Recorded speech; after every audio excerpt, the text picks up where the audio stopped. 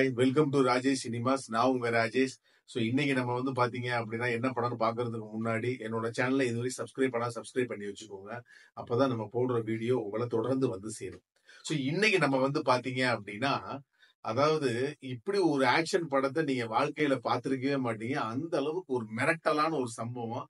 எப்படிடா உங்களாலலாம் இப்படி எடுக்க முடியுது அப்படிங்கிற அளவுக்கு ஆச்சரியப்படுத்தி நம்மளை பிரமிக்க வைக்கக்கூடிய ஒரு ஆக்ஷன் படம்.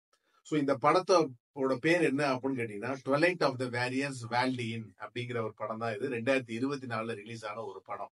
ஸோ இந்த படத்தோட கதை என்ன அப்படின்னு கேட்டீங்கன்னா, நம்ம ஹீரோ ஒரு வந்து நாடோடி. அவர் என்ன பண்றாரு, ஹாங்காங்க்கு வராரு. அங்க என்ன ஆறாரு அப்படின்னா, காசுக்காண்டி ஸ்ட்ரீட் ஃபைட்டரா மாறுறாரு. இந்த ஸ்ட்ரீட் ஃபைட்டரா மாறினதுக்கு அப்புறம் என்ன ஆகுது அப்படின்னா, இவருக்கு காசு வந்து ஒழுங்கா கொடுக்க மாட்டாங்க இந்த ஃபைட்டிங்க நடத்துறவங்க. ஒரு ஸ்டேஜுக்கு மேல அந்த ஃபைட் வச்சு நடத்துற தலைவன்கிட்ட போய் இவர் என்ன பண்றாரு, நம்ம ஹீரோ போய் பேசுறாரு.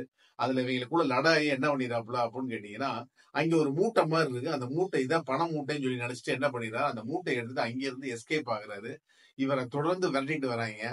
இவர் என்ன பண்றாரு அப்படின்னு கேட்டா, பதட்டத்துல வேல்டு சிட்டி அப்படிங்கிற ஒரு மிகப்பெரிய ஒரு இடம். அது பாத்தீங்க அப்படின்னா, நம்ம அப்பார்ட்மெண்ட்னா எப்படி இருக்கும் அந்த மாதிரி கிட்டத்தட்ட வந்து ஒரு ஒரு 200 300 வீடுக்கு மேல இருக்கும் போல, அந்த அளவுக்கு கொச்சன்னு ஒரு வீடு, ஏகப்பட்ட வீடு. அந்த இடத்துக்குள்ள அவர் என்டர் ஆயிரு. அந்த இடம் எப்படின்னு கேட்டீங்க அப்படின்னா, அங்க நடக்காத தவறுகளே இல்லைன்னு சொல்றான். கொலை, கொள்ளை, கஞ்சா, வந்து மத்த விஷயம் எல்லாமே என்ன அப்படின்னு கேட்டா அங்க நடக்குது.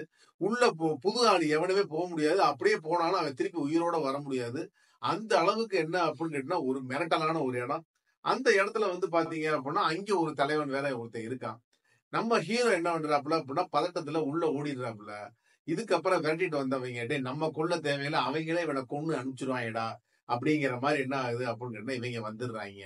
இதுக்கப்புறம் நம்ம ஹீரோவுக்கு என்ன ஆச்சு, அந்த வால்ட் சிட்டியோட மர்மம் என்ன, அதுக்கு பின்னாடி உள்ள பேக்ரவுண்ட் என்னென்ன அப்படிங்கிறதுக்கான விடை கிடைச்சிச்சா இல்லையா அப்படிங்கிறதுக்கான படம் தான் இந்த படம். இந்த படத்தை பொறுத்தளவுக்கு என்னை ரொம்ப பிரமிக்க வைச்ச விஷயம் என்ன அப்படின்னு கேட்டீங்கன்னா, அதாவது 1980 தான் இந்த படம் வந்து நடக்கிற மாதிரி நமக்கு வந்து காமிக்கிறாங்க.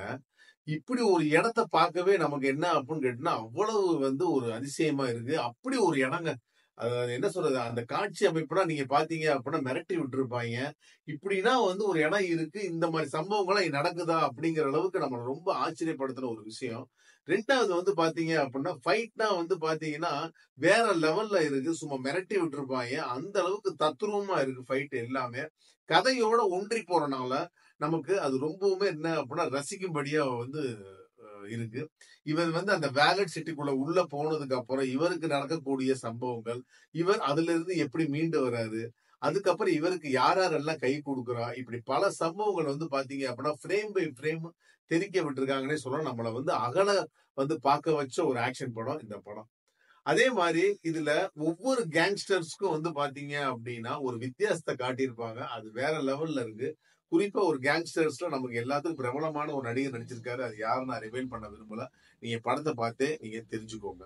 ஸோ இந்த படத்தோட டைரக்டர் வந்து பாத்தீங்க அப்படின்னா சோய் சாங். ஸோ இது வந்து உண்மை சம்பவத்தை தழுவி எடுக்கப்பட்ட ஒரு ஒரு படம் இது. 1980 காலகட்டங்கள்ல நடக்கக்கூடிய ஒரு படம். அப்ப அந்த காலத்துலலாம் இப்படி இருந்திருக்கா அப்படிங்கிற அளவுக்கு அந்த வந்து ரியலாவே கொண்டு வந்திருக்காரு. அதே மாதிரி இந்த படத்துல கதை எந்த அளவுக்கு வந்து நம்ம சொல்றது பெருசு கிடையாது. அதை பிரசன்டேஷன்ல காமிக்க நான் உங்கள்ட்ட அடிக்கடி சொல்லுவேன். அதை பிரசன்டேஷன்ல காமிச்ச விதம் செம்மையா இருக்குன்னே சொல்லலாம். அந்த அளவுக்கு வந்து ஃப்ரேம் பை ஃப்ரேம் செதுக்கி இருக்காருன்னே சொல்லலாம் மனுஷன். அவ்வளவு தத்ரூபமா இருக்கு. ஸோ மொத்தத்துல இந்த படம் எப்படி இருக்கு அப்படின்னு சொல்லி நீங்க கேட்டீங்க அப்படின்னா, இந்த படத்தை பொறுத்தளவுக்கு எல்லாருமே ரசிக்கக்கூடிய ஒரு செம்மையான ஒரு ஆக்ஷன் படம். நம்ம பாணியில நம்ம சொல்லணும் அப்படின்னா, இப்படி ஒரு படத்தை நீங்க பார்த்திருக்க வாய்ப்பே இல்லை. அந்த அளவுக்கு ஒரு தெறிக்க விடுற அதிரி புதிரி ஆக்ஷன் சம்பவம் தான் இந்த படம். மீண்டும் அடுத்த மூவி ரிவ்யூல நான் உங்களை சந்திக்கிறேன். என்னோட சேனலை இதுவரை சப்ஸ்கிரைப் பண்ணி வச்சுக்கோங்க. இந்த வீடியோ பிடித்திருந்து அப்படின்னா லைக் பண்ணுங்க, ஷேர் பண்ணுங்க, கமெண்ட் பண்ணுங்க. நன்றி, வணக்கம்.